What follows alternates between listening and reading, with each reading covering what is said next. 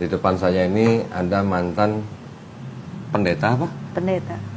Dulunya pendeta. Pendeta. Nah, ini adalah, saya panggilnya apa nih? Cik Kristin ya? Boleh. Cici ya berarti ya, Cik Kristin. Saya-nya apa? Li. Oh, Li, berarti Seli. Seli. Nah, gue setan.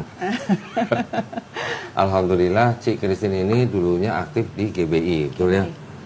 Terus sekarang sudah menjadi Muslim, Masya Allah. Nah, kita pengen dengar nanti gimana, sambil kita saling sharing, ya. Iya. Nanti misalnya Kristen ada mau tanya, yang saya bisa jawab, saya akan jawab. Yang saya nggak tahu, akan saya cari tahu. Tapi yang penting pulang dari sini, nanti yang jelas, insya Allah iman kita makin kuat. Amin. Gitu. Cik Kristin masuk Islam tahun berapa? 2022.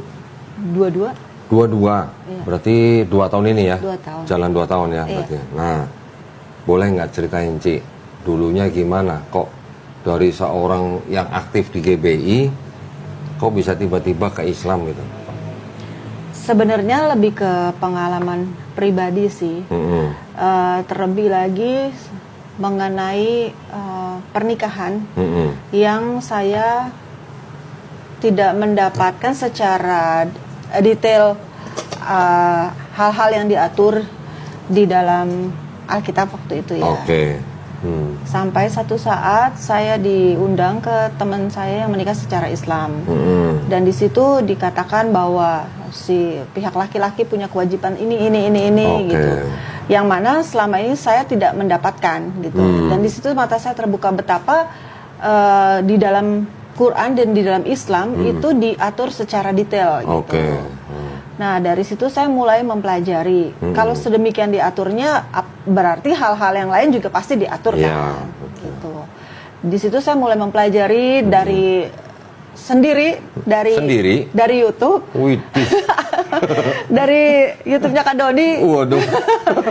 Dan yang lain-lainnya. Dan juga ada sahabat saya, kita sering berdiskusi. Kebetulan sahabat saya itu Muslim gitu. Terus? Kita suka membandingkan, tapi lebih ke secara historis sih, gitu. Apa yang tertulis di kedua kitab sucinya masing-masing gitu.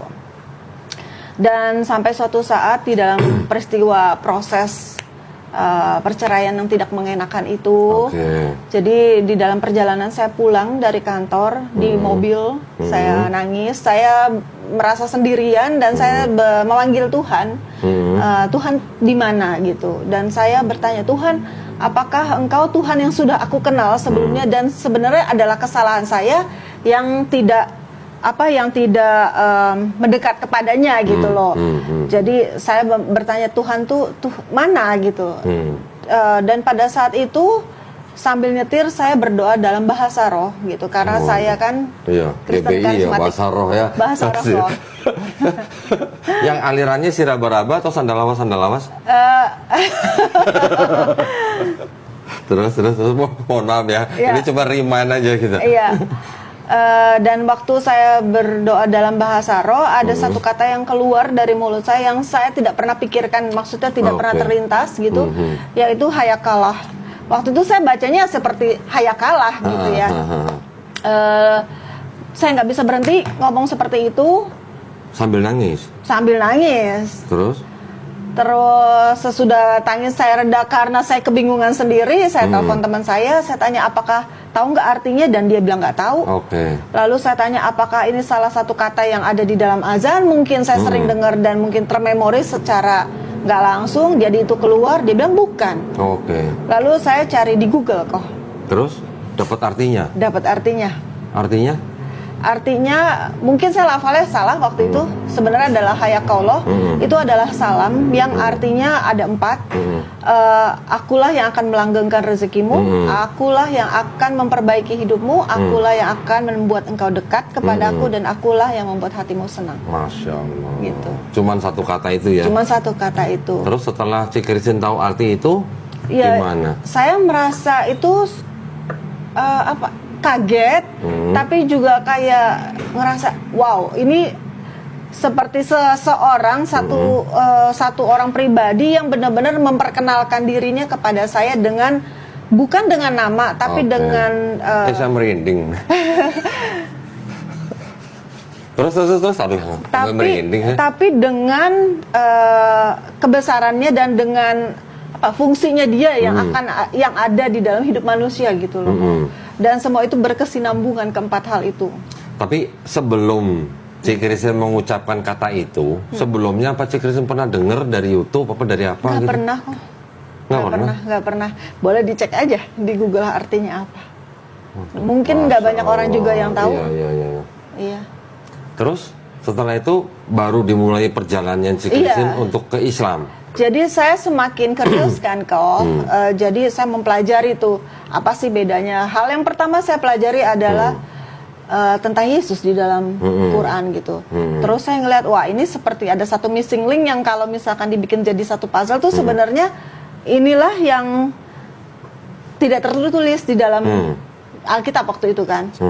Tentang lahirnya, tentang kecilnya bagaimana gitu kan. Kita taunya pas dia waktu umur 12 yang dia disunat. Ya, umur 8 hari. 8 hari. Terus pulang kan ke Nazaret itu di Lukas. Iya. Habis itu kan setiap tahun mereka datang ke Yerusalem. Umur 12 tahun diceritakan malah dia sedang didengarkan oleh orang-orang di dalam bait suci.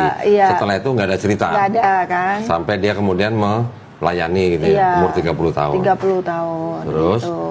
Jadi saya mulai belajar gitu. Dan juga banyak tokoh-tokoh saya lihat kok makin kesini makin banyak ya. Apanya? Justru tokoh-tokoh agamis yang dari nonis pada jadi mualaf kok. Oh gitu. Yes. Kalau saya kan bukan tokoh agama. Kayak kalau saya kan cuma jemaat yang rajin berperpuluhan doang. Bunda Irena contohnya. Oh, Ustazah gitu. Irena, ya gitu kan. betul. Terus? Terus Ko Stephen yang almarhum gitu. Kohani. Iya. Kohani Kristianto. Terus saya bingung. Oh, ada apa ini gitu? Maksudnya gerakan apa ini? Justru orang-orang bukan yang tidak tahu loh, kok. Maksudnya bukan secara ya boleh dikatakan mereka berilmu lah ya, gitu. Dan mereka mendalami gitu.